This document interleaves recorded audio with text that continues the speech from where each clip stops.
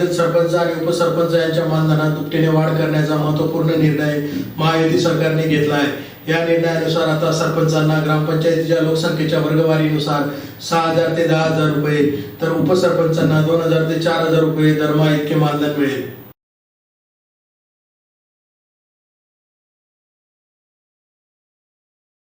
महाराष्ट्रातील सरपंच आणि उपसरपंच यांचं मानधन दुपटीने वाढवण्याचा एक मोठा आणि महत्त्वाचा निर्णय महायुती सरकारने घेतला आहे।